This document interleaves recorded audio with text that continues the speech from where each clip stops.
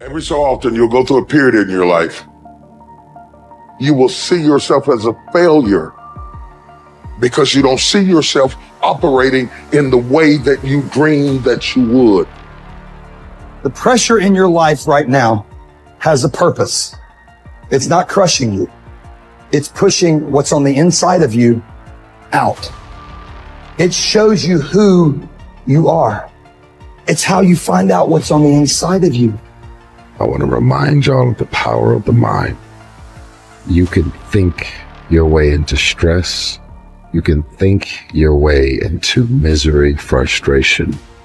But if you change your mind, it'll change your life. You just have to decide in your mind what you want it to be. You just have to wake up. You just have to break that negative spirit. You have to break through. There is nothing more practical than developing a vision. It's not some pie in the sky exercise. It's without a vision, you're chaotic and fragmented and hopeless and disappointed, and someone can stop you just by putting up a single obstacle. You're a house divided amongst itself. You have no forward movement. You're not enthusiastic, and that's to be filled with the Spirit of God, by the way. And your life is a sequence of disappointments and frustrations and tragedies, and you're a leaf blowing in the wind. And that is not what you're called to be. That's not what you're called to be. You're called to be a visionary constructor of the paradisal vision. Really, that's who you are. Terrible as that is to apprehend, we already will lose everything we have to lose. Right? We're all in this game, man. So there's, whether you want it to be this way or not, you are betting everything on your life.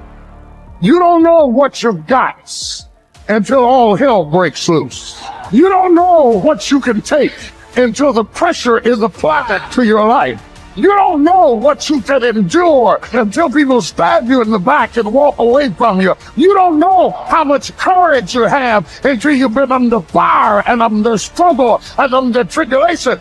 Just as nature takes every obstacle, every impediment, and works around it, turns it to its purposes, incorporates it into itself, so too, a rational being can turn each setback into raw material and use it to achieve its goal. It is the way people experience it that something becomes very tough or something becomes a joyful process.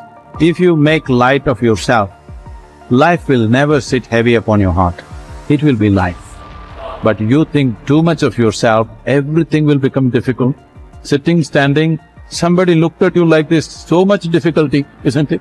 Somebody did not look at you, so much difficulty. This is because you have made yourself bigger than what you are.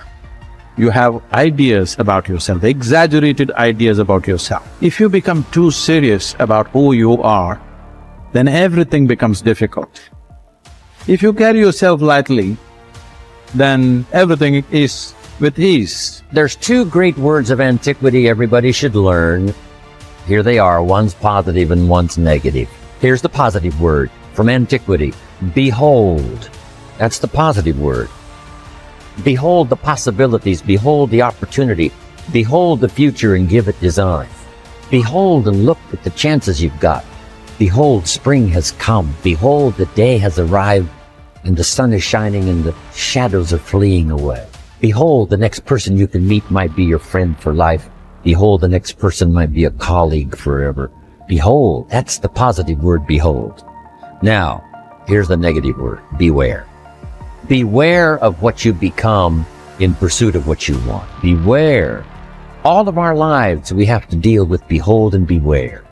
When a kid goes to school, it's behold the opportunity and beware the dangers. Behold and beware. So beware of what you become, pursuing what you want. Some things I went for in the very beginning cost me too much.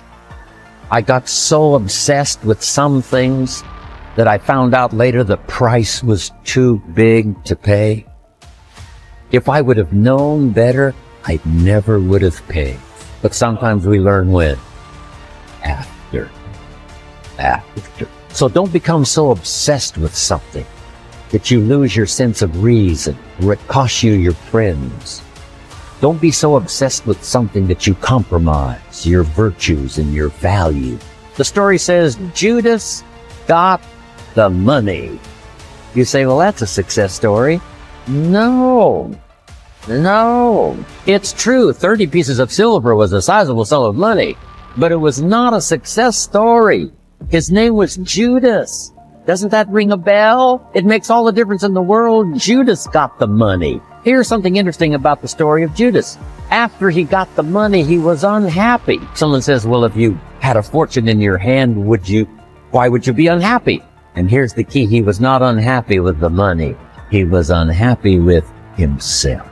Here's a key phrase. The greatest source of unhappiness is self-unhappiness. It's not from outside the things that make us unhappy.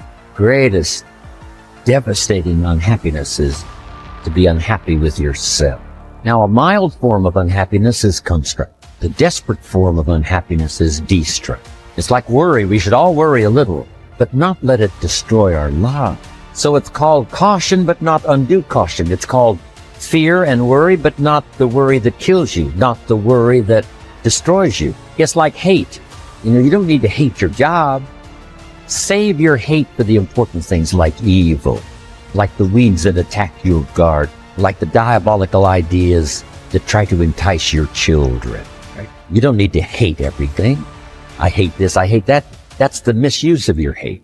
Save it for the things we really must. How long are you going to wait before you demand the best for yourself and in no instance bypass the discriminations of reason? You have been given the principles that you ought to endorse, and you have endorsed them.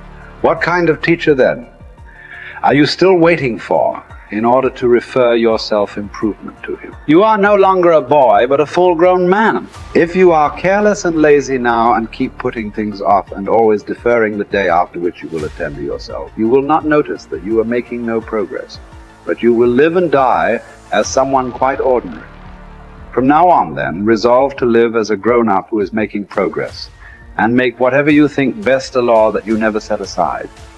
And whenever you encounter anything that is difficult or pleasurable or highly or lowly regarded, remember that the contest is now. You are at the Olympic Games. You cannot wait any longer, and that your progress is wrecked or preserved by a single day in a single event. Success is both a journey and a destination, isn't it? It is both the steady, measured progress toward a goal and the achievement of a goal. Success is an accomplishment, whether it be great or small, and it's an understanding of the potential and power of an entire human life. Success is an awareness of value, and it's the cultivation of value through discipline.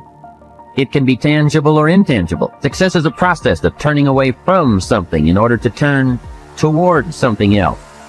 From no exercise to exercise, from candy to fruit, from not investing to investing. Success is responding to an invitation to change, to grow, to develop, to become, to move up to a better place with a better vantage point. But most of all, success is making your life what you want it to be. Considering all the possibilities, considering all the examples, what do you want for your life? That is the big question. Remember, success is not a set of standards from our culture, but rather a collection of personal values, clearly defined and ultimately achieved. Success is your better life for you, the design you give it, the dreams you accomplish.